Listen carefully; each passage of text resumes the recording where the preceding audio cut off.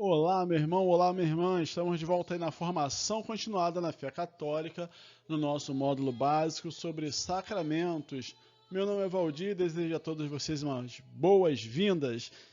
Bom dia, boa tarde ou boa noite. Não sei qual hora que você está assistindo esse vídeo, mas quero dizer só uma coisa. Para quem já sabe, é uma revisão.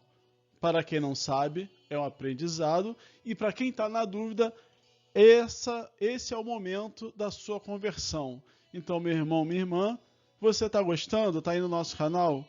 Divulga, compartilha, vai lá na bio do nosso canal no Telegram, coloca lá copiar e manda para aquele seu amigo que está meio fraquinho na fé, para quem está afastado. Essa pandemia deixou o pessoal ir fora da missa, fora da igreja, fora da vida em comunidade.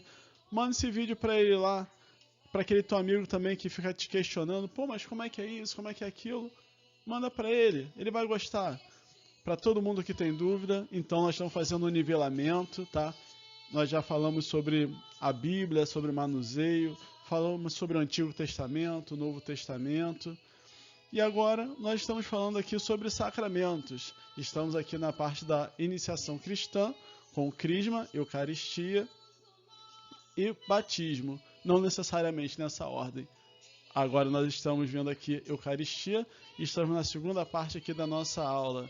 Que Deus nos abençoe e ilumine a nossa mente. Estaremos reunidos em nome de Deus que é Pai, Filho e Espírito Santo. Amém.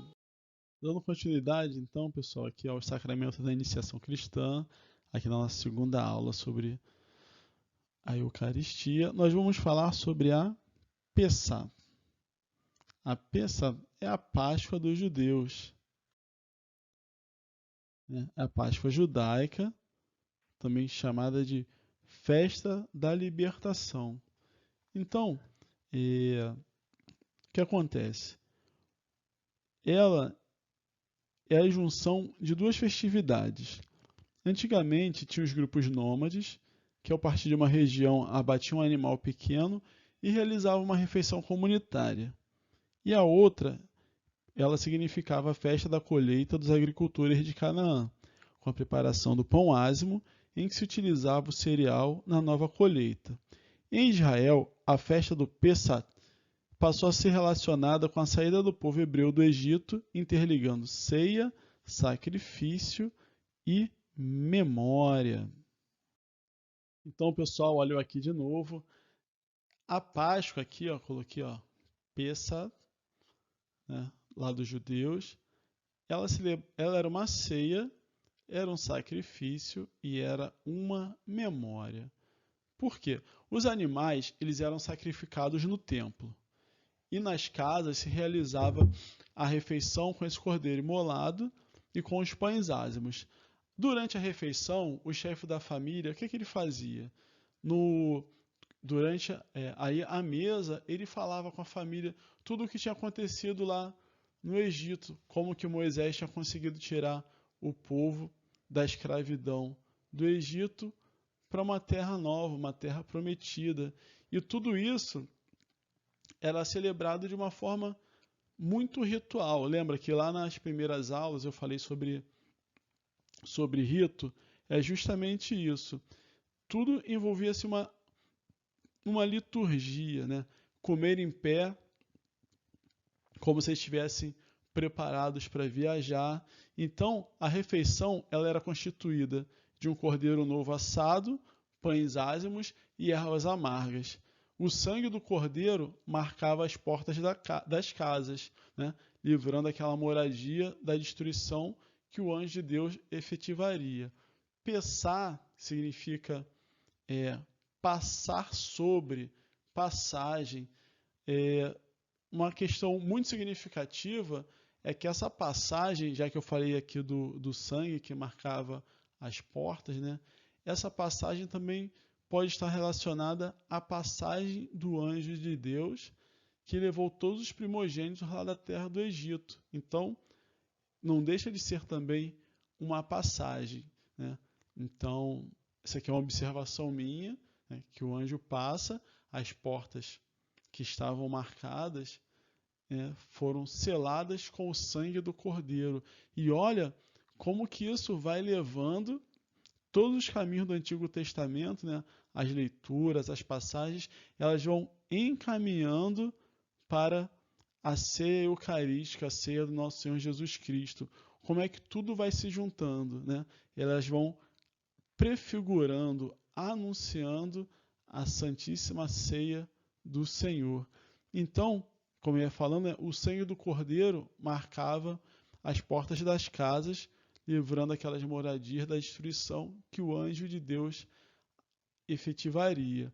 Então, realiza-se a participação de quem ouve a história da libertação, ela se atualiza, realizando aquele momento, né, com a salvação, e se faz o quê? Se faz agradecimento, o louvor, se faz a exaltação àquele que libertou as pessoas da escravidão, né, e os conduziu à liberdade. Então é uma Páscoa, é uma passagem.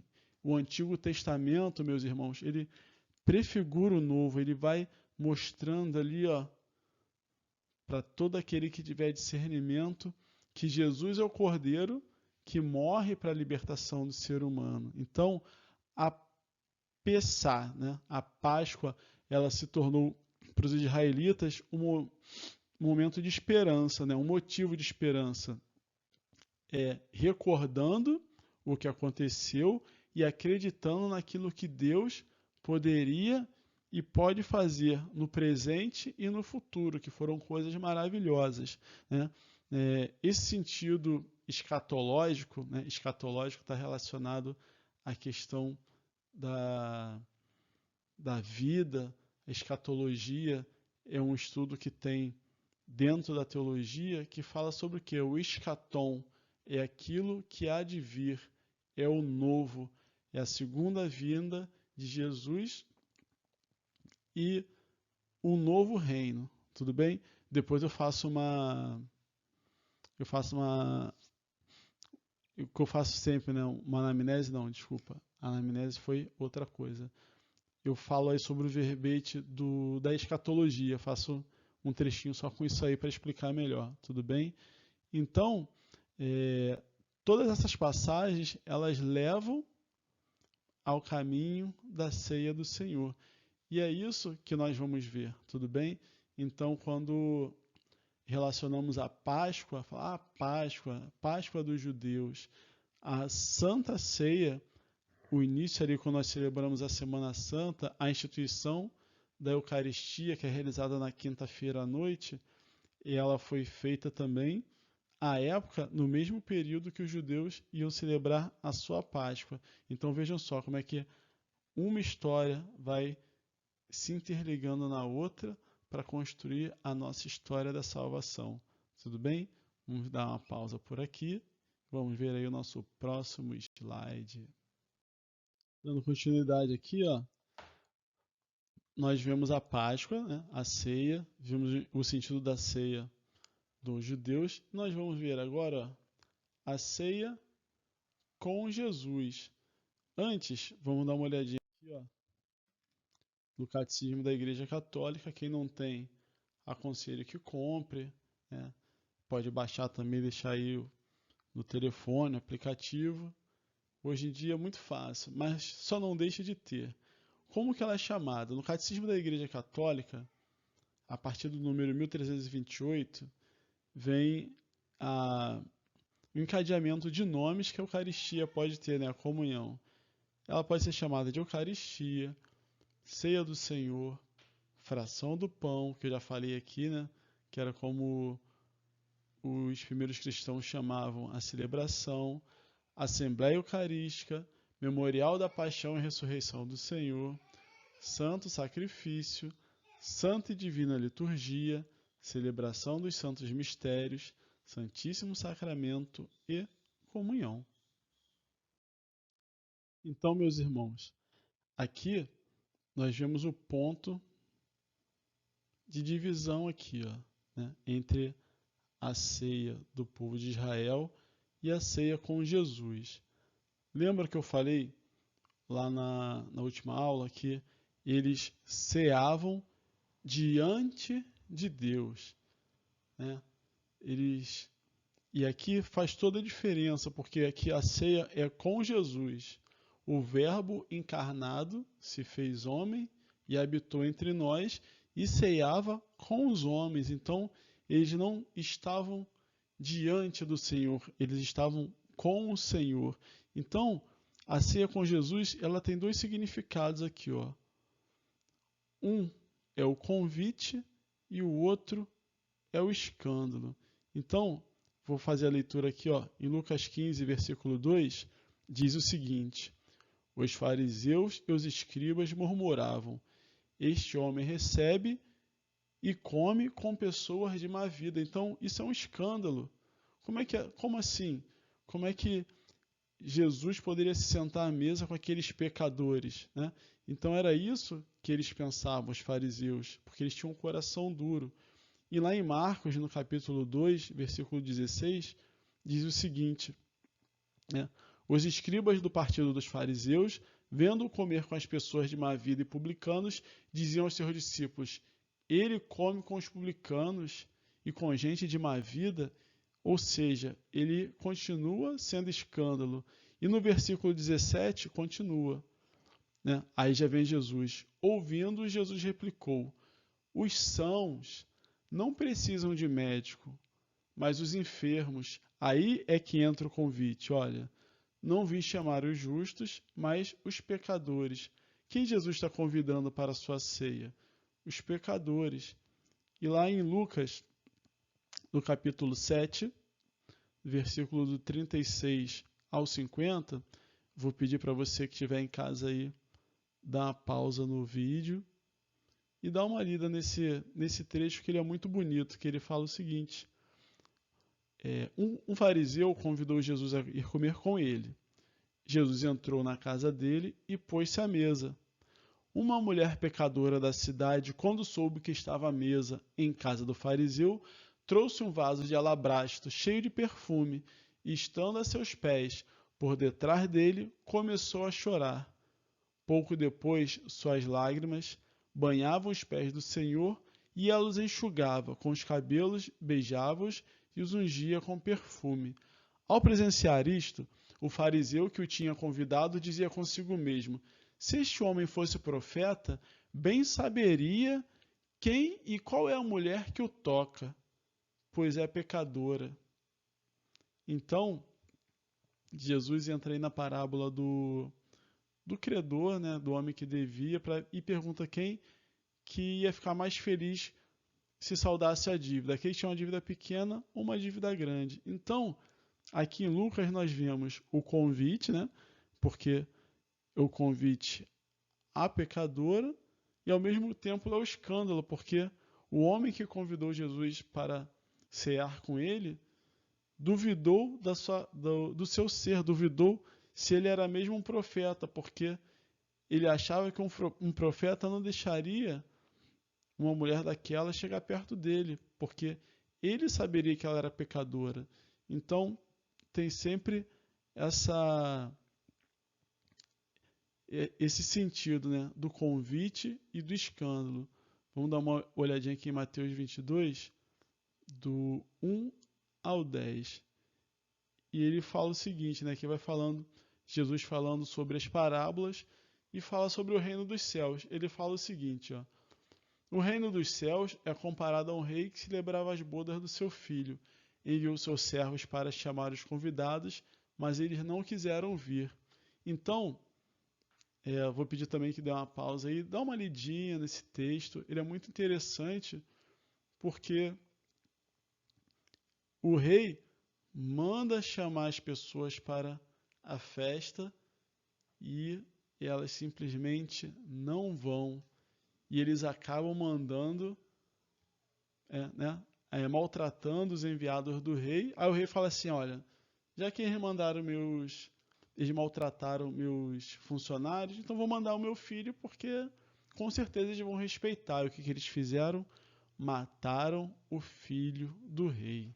Então, olha, essa parábola aí nos diz muito. Então, gostaria que vocês dessem uma lida nessa passagem aí, Mateus 22, do 1 ao 10, e que, para fixar justamente aqui, ó, a ceia com Jesus, diferente da ceia dos judeus, ela é um convite para os pecadores e um escândalo para os fariseus, que eles queriam o quê? Eles queriam um grande rei que fosse forte e dominador. Então eles conseguiram entender que Jesus era um homem sábio, mas eles não conseguiram entender a divindade do homem que estava ali, o homem Deus, o Verbo encarnado, Jesus Cristo, o nosso Senhor e o nosso Salvador. Dando continuidade aqui, então, a ceia com Jesus. Aqui são as narrativas do Novo Testamento. Então, eu vou pedir para que vocês leiam aqui Marcos 14, 22 e 24, Mateus 26, de 26 a 29, Lucas 22, 19 a 20 e 1 Coríntios, capítulo 11, de 23 a 25.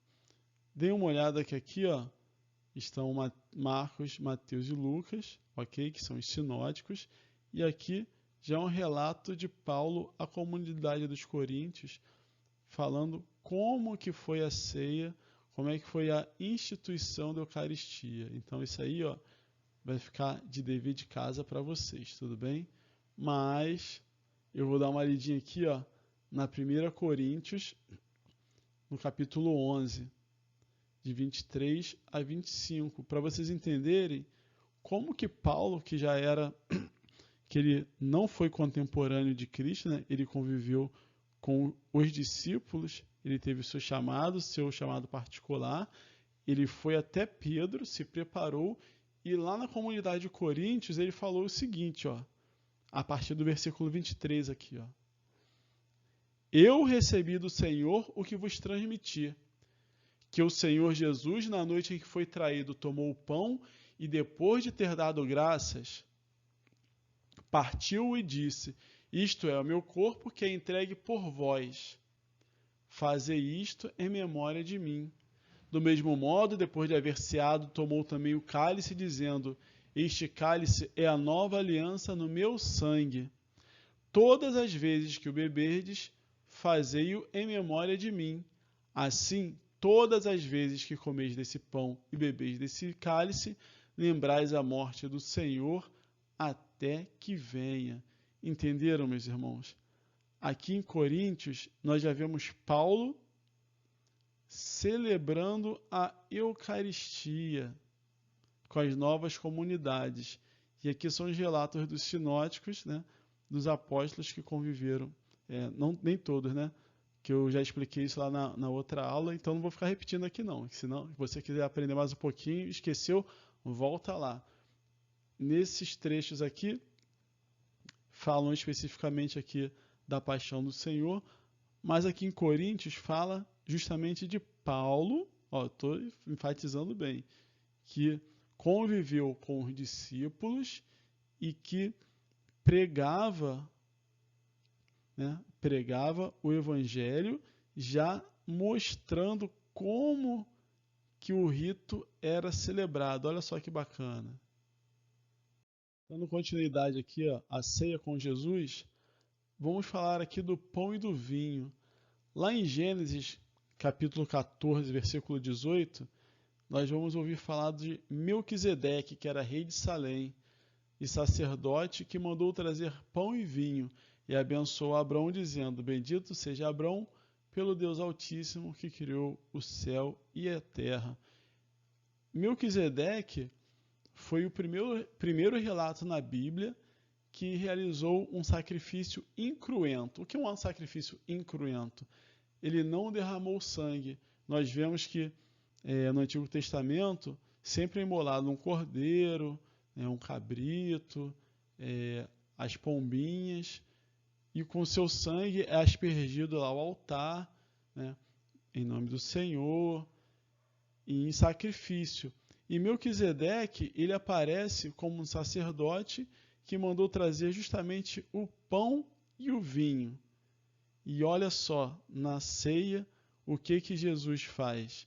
Ele pega o pão e o vinho e o transforma em corpo e sangue e inicia o seu memorial. Então, meus irmãos, como que o Antigo Testamento e o Novo Testamento estão sempre se interlaçando e o Antigo Testamento sempre apontando para Cristo. E lá em João 6, do capítulo João 6, no versículo 53, diz o seguinte: Então Jesus lhes disse: em verdade vos digo, se não comerdes a carne do Filho do Homem e não beberdes o seu sangue, não tereis a vida em vós mesmos. Quem come a minha carne e bebe meu sangue tem a vida eterna, e eu o ressuscitarei no último dia. Pois a minha carne é verdadeiramente uma comida, e o meu sangue verdadeiramente uma bebida. Quem come a minha carne e bebe o meu sangue permanece em mim e eu nele. E os discípulos não estavam preparados para ouvir isso, porque eles falaram: Senhor, mas tu tens palavras duras. Eles não conseguiam entender como seria comer a carne e beber o sangue do Filho de Deus, do próprio Deus. Então, meus irmãos, olha, o vídeo se estendeu um pouquinho, tá? Eu vou parar por aqui e vou fazer uma terceira parte dessa aula que está muito legal, mas eu não vou me estender muito, tudo bem? Estivemos então reunidos em nome de Deus que é Pai, Filho e Espírito Santo. Amém.